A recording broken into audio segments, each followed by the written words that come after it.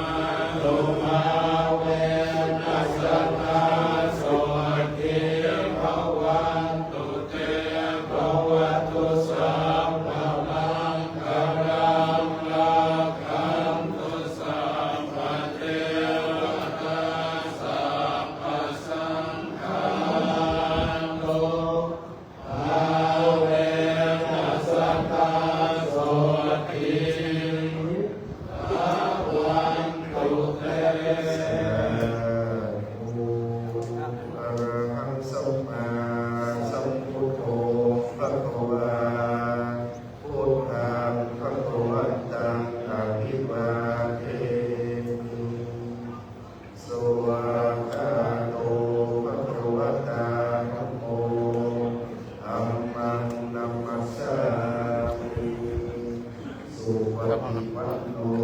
ภะคะวะโตสาวกสังโฆสังฆังนะมามิโดยผู้เสด็จแต่โปรดได้กล่าวว่าทุกท่านเป็นบุคคลที่ระลึกเรื่องหาสัจธรรมตามต้นหาเราที่บอกว่าท่านอยู่ในการในโลกดีกาและพระสงฆ์โบราณราชาครั้งที่เป็นนะครับรวมกับทุกท่านเป็นบุคคลที่ระลึกพระสงฆ์ในเทศนะครับที่โบราณที่ธรรมศาลาหลังที่หาเราโอ้ออกมาปูไปจะเป็นธรรมศาลาหลังที่หาให้เราโอ้แบบนี้อาสนะราชการพระเจ้าข้าพระสงฆ์ทุกคนที่นะครับในส่วนของเจ้าหน้าที่ของพระโบราณที่หาการรับประทานอาหารที่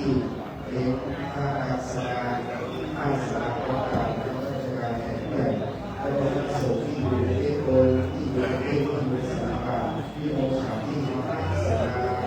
อาหารที่อยู่ที่หาโลกที่อยู่ในหาโลกสงฆ์ที่ ตัวเองจริงก็ต้องยืนไปบุญแหมเดี๋ยวนี้เอาไปนี่ดูบุญนี่ดูที่สองต้องยืนบุญตัวอย่าง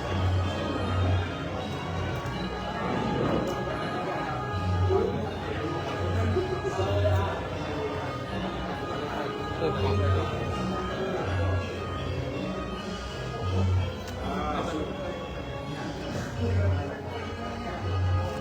ครับไปยังครับ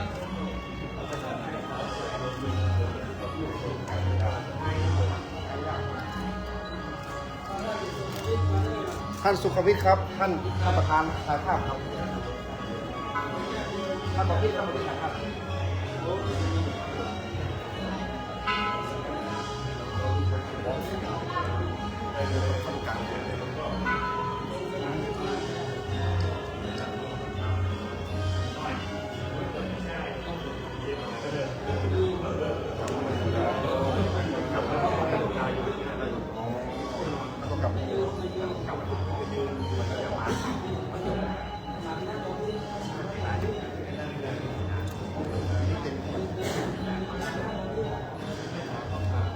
ยืนได้ละยืนได้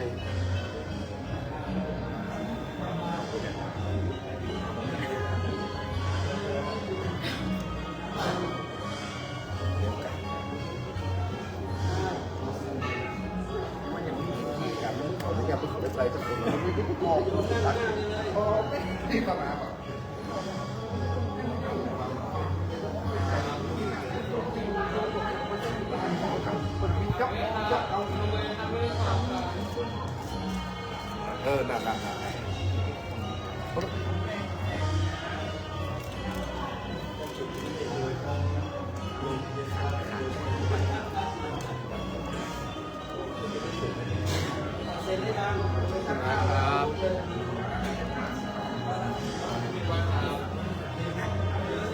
เรียบร้อยครับ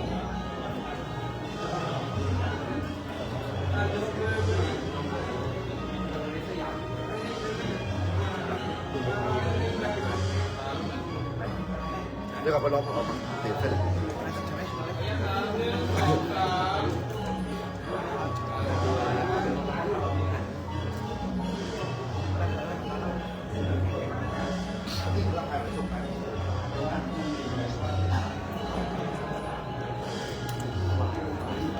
คนดูร้านฝ่ายนะครับสวัสดีอะไรครับวันนี้อยู่วัดพระธาตุบุญชัยสถานที่อย่างละมุนหล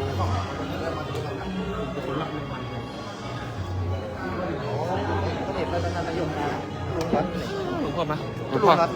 ผมก็หลบเดินลงมา